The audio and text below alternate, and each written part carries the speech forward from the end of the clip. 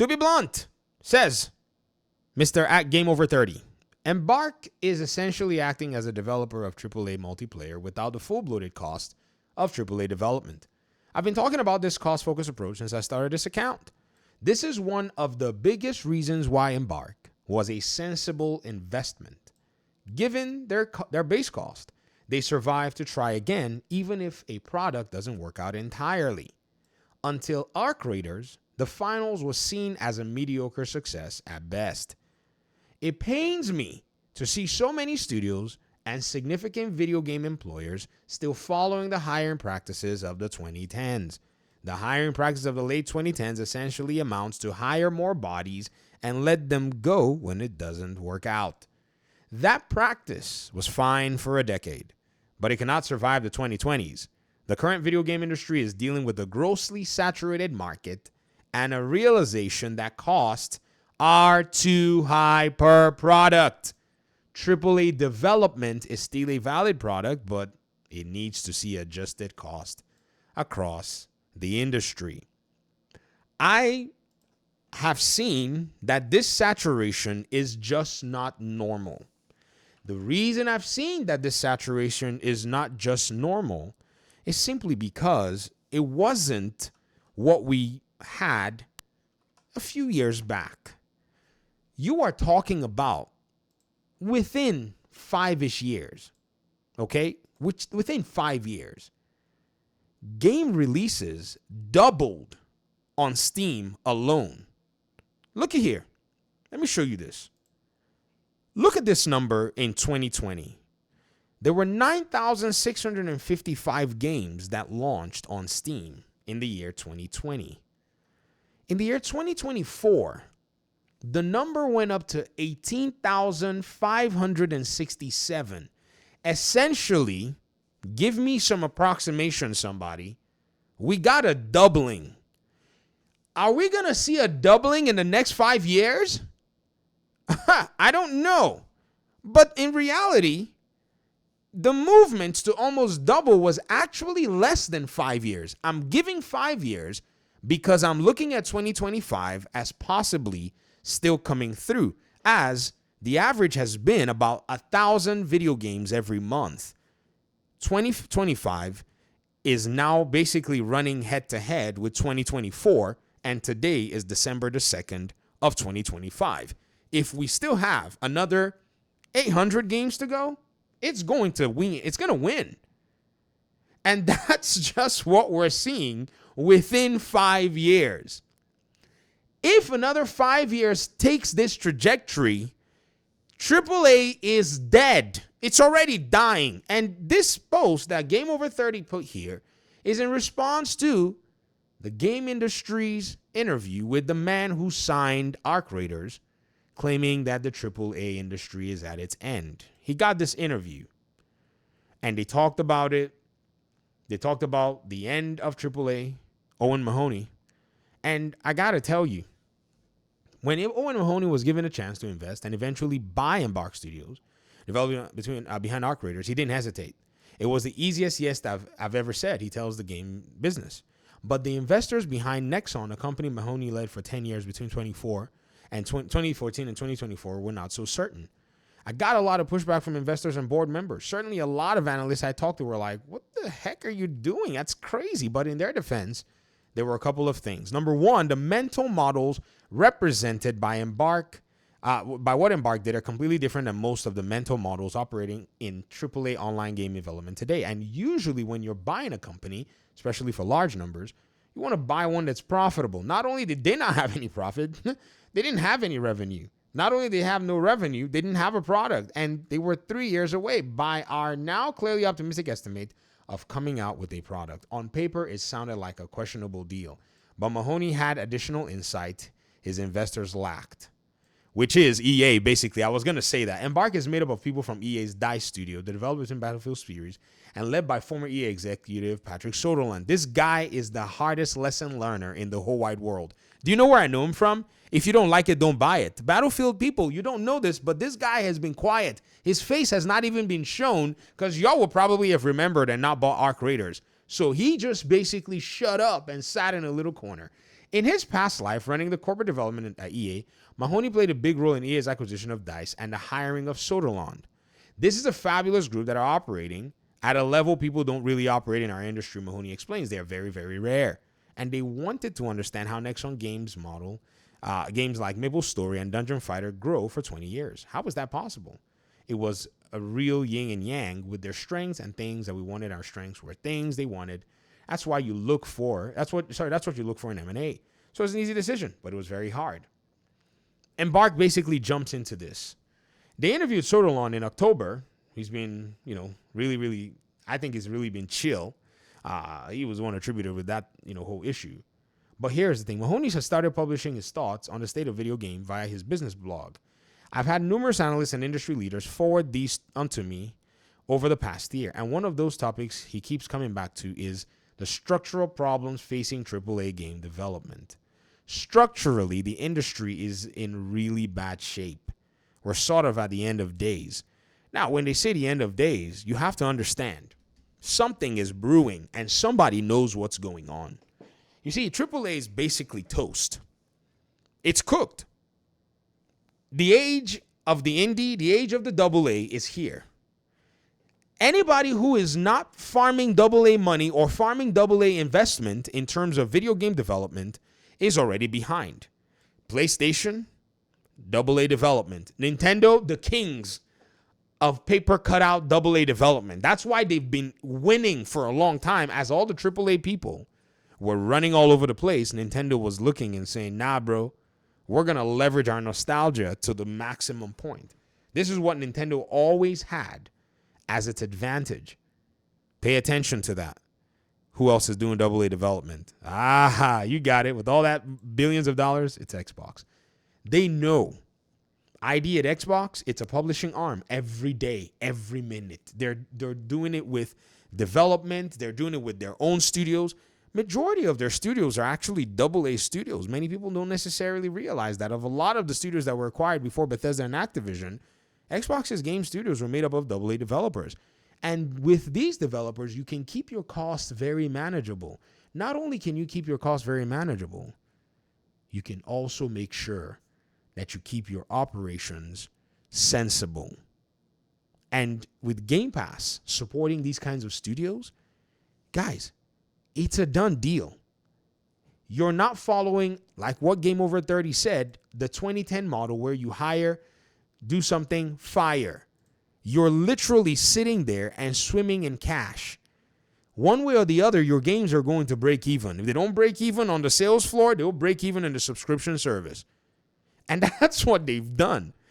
PlayStation looked and said, man, we cannot sell this model right now. So we'll dial back on our single player, expensive AAA development, and we'll develop live service, which we know that there's risk, but it's easy if you make a hit to make a very decent return and run that game perpetually if we possibly can, or at least run the franchise perpetually. Tom Clancy's The Division 3 was not supposed to be a thing. They were going to make Heartland. That was not looking very good from a cost perspective. They decided they were going to leverage Division 3 because you can build upon those titles that you've already gone ahead to do. And at this point, we should not be looking at The Division as a AAA title for in Ubisoft's perspective in terms of the development resources it will take. Now, yes, we can look at it as a AAA title in terms of its status, but at this point, they have the assets, they have the knowledge and the expertise from 2 Division games. Quite robust, I must say. And so it's quite shocking that it took them this long to actually launch another Division game, or at least an offshoot or offshoots that were small, tiny projects. I remember saying this in my YouTube videos that I made on my other channel. I had a channel covering The Division and I talked about Ubisoft's business at large. And I was laughing, saying, why are they not making small sagas? The Division in Boston, get a little city, get your new guys and gals together and say, hey, you just welcome to Ubisoft. Here's your new project. And they're like, what? Yeah, you're making a small Division game. Get a dev or 2 and say, hey, oversee these cats, man. Hold their hands once they finish training on the engine. What are we waiting for? We need to get these kids where they can actually punch out a serious gameplay loop with playable characters, everything that we have our 3D artists and designers that already have assets and models sitting there. We have our gameplay folk who already have gameplay systems and already sitting there, and we just pretty much trained them, and they mint a game, and we put it on the store for $29.99, and we put it on the store for $29.99. Before you know, the Division franchise is just swimming in all these games. Now, yeah, easier said than done. Yeah, VG, you're not a developer. I'm a wannabe developer and all that. But again, ladies and gentlemen, this is the way old school development worked. Batman Arkham Asylum, 2000 and what? 9. Batman Arkham City, what? 2011. Batman Arkham Origins was a filler game. They took a branch of Batman Arkham City and they sent it to Warner Brothers Montreal. That's how they made Arkham Origins, so that they would have room in between Arkham City and Arkham Knight. Arkham Knight required more development because you were now building a Batmobile that needed to interact with a character, a whole new game, paradigm for a bigger city and optimization and all that stuff. And they talked about it extensively. Rocksteady had the roadmap. That's why Suicide Squad Kill the Justice League did them in. They didn't have anything in the 8 years. There was nothing in the 8 years that played to the strengths of what they already had in place. So AAA right now is in a weird place. It's like everybody either pivoted way too fast or they wasted too much time and resources, and so now they're having to dial back. I strongly believe that this is a very interesting situation we find ourselves in. Let me keep reading. It says, Let's Play Game Company Tycoon, Mahoney begins. You're sitting in the, let's play a game. Game Company Tycoon, sorry. It says you're sitting in the CEO seat. You're running a $23 billion company, and you have to make a decision in a very short period of time to greenlight a project. And you know if that new project doesn't do well, you're going to be explaining to your board why you've burned $300 million in company cash. Bro, that looks like a game that I remember that was made for $315 million. I wonder what game that is. Let's leave the name of the game unsaid. You get one of those mistakes with the board of a company that size. If you do it again, they're going to be calling openly for your head. And by the third time, you have an activist investor. Every CEO who runs a public game company is in that exact situation. Ooh, did I hear activist investor? Well, you be. I wonder what happened. Let's not even. This creates an environment of risk-averse CEOs funding familiar projects at huge costs. I think the AAA industry is structurally at its end. And without a serious rewrite of the ways we go about making games, it's going to end in more disaster than it has already, said Mahoney says. He continues, how come it was so obvious that Embark was a great deal for Nexon until about 3 weeks ago? What does it say about the industry? If it reminds me of when Minecraft came out of nowhere and every single belief, bromide and cliche that we had about high fidelity graphics was blown out of the water once again. Clash Royale came out and suddenly everybody realized that you could have synchronous online PvP play, whereas the day before people said nobody wants that on mobile. These are the things that the industry grapples with. They believe one thing until someone shows them different. This is an indication of where the industry is headed right now. Everybody's so busy trying to execute on today's business, they're having a real time thinking about tomorrow's business. Of course, it hasn't happened. It hasn't escaped the industry's notice that many of the breakout games of the last 24 months haven't come from AAA studios. Whether it's Arc Raiders, Clair Obscur, Peak, Repo, Schedule 1, the biggest new hits of the day are not costing $300 million to make. Bro! See, I've been telling these kids, I said it, guys, you don't need to be a genius to understand the gaming industry. For us to sit on a podcast for 3 hours and start to talk about how, PlayStation and Xbox, and then we don't need to do it to actually understand the video game. We do it to just enjoy ourselves and celebrate gaming and celebrate advancements in gaming. However, the gaming industry can be summarized in a single paragraph. It's a saturated market. Paragraph 1, we are cooked. Paragraph 2. That's it. That's how you say. I didn't say sentence. No. I said paragraph, because when I say the gaming industry is saturated, I mean, you could write yourself an essay, or you could write yourself, a few more sentences after that. But that sentence in itself, basically its implications are a paragraph worth or an entire study worth. And We Are Cooked is actually even much more of a study than just that the gaming industry is saturated. That's exactly what I've been trying to say for a long time. I've been counting them. I was counting them. I was like, guys, do y'all remember? Oh, come on. Don't act like you don't remember. This is how I cut my bones on this channel on YouTube, where I'll fire up this list every day and say, hey, guys, look, we're at 14,000 games in 2024. Hey, guys, look, we're at 15,000 games in 2024. Hey, we're at 16. You guys you were tired of me. You were like, bro, this guy talks about the same thing every day. Yes, I did, and I do, and I want to keep doing it. Because if you don't continue talking about the same thing every day, people are going to jump out there and act like there's amnesia. Oh, well, we didn't see that coming. Oh, we already knew it was coming. No, you did not. You were literally telling me that these games were all freaking AI-generated Eurojank and freaking shovelware. That's what you were saying. You were saying that less than 12 months ago. But here we are. It didn't escape the notice of these CEOs that the top hits would be basically what many of the people who are talking about this stuff are calling shovelware. And he says, and this gets to one of the other challenges that Mahoney talks about. If we're saying the real innovation is coming from small and mid-sized studios, and we're also saying that publishers and platform holders are risk averse, then who's going to fund these projects? The funding has dried up somewhat, but Mahoney is convinced there's real opportunity. This would normally be a ripe market for venture capitalists who love an industry in need of disruption. But there are not many VCs with game industry knowledge, and it can feel risky, especially as it might be years before they find out if the thing they invested in actually has a chance of success. You could go 5 years, spend $50, $100 million, and not have an indication of product market fit, Mahoney admits. You might not even have a product market fit for a year after it launches, right? It launches up, then it doesn't do well, then you fix it, and you've got no man's sky. This funding situation has created a big opportunity for indies and organizations like Roblox, Mahoney says, but it means there's very little in the middle. Game makers get this sort of Sophie's choice. They can either build something as an indie without much experience or go work in a factory, which is essentially what working for those big AAA developers look like. It's a terrible choice. And then you go work in a factory and work on one tiny piece of a game, and it's not fun. Structurally, the industry is in a really bad shape. We're sort of at an end of days. I don't know, man. I can't say much more. I mean, you needed a CEO to come out and tell you this, or you knew this already. You knew this already. You've been watching the Video Game Fight School channel. You've been watching the industry. You've been teaching me. I've been pointing things out that I've been seeing. We've been sharing ideas. We've been at the front end of this stuff. The market is so saturated, you don't have time to play games available to you. You look at a sale and you say, when am I going to play it?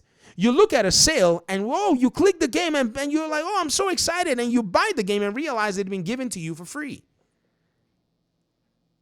That's literally what How many games did you buy during this sale, guys? How many could you buy? Not because you didn't want to buy, but because you had already acquired the game. This is the market that we're in. This is it right here. I don't know anywhere else where you can find an industry where you want to buy a product, you're excited, you add it to cart, you click buy, and then you pop open some whatever and you realize you already bought this game. Oh, those of you that play on a console, man, how blessed are you that, you have one library. Those of us on PC that have multiple libraries. I mean, I think it was Death's Door I bought the other day. I was like, Death's Door. And I was like, do I have that game? I have it. I saw Death Gambit. Dude, I'm not making these names of these games up. I was like, this game sounds so fun. I got it. I was like, oh, look, Mass Effect is on sale again. I bought it and I checked I have EA Play Pro. Titanfall 2, so exciting. It's on EA Play. I had to literally just look and say, okay, what have I not bought yet that I really want to play? And there's a game I've been looking forward to basically get. And this holiday, I said, you know what? At some point, bro, you need to just go ahead and do it. And I was like, okay, Space Marine. I played the first one. I haven't beaten it yet. Enjoyed it so far. But I was looking at the other one. Everybody was playing it and having fun. And I was like, I got to get in there. I think I got enough lore from the first one. I'd love to go back and beat it though. This second one was actually super cool. I like the way the lore is and the way, I don't know. So, it's like a really cool thing. But I digress. Please let me hear your thoughts in the comment section. Thank you so much for watching the video. Peace out.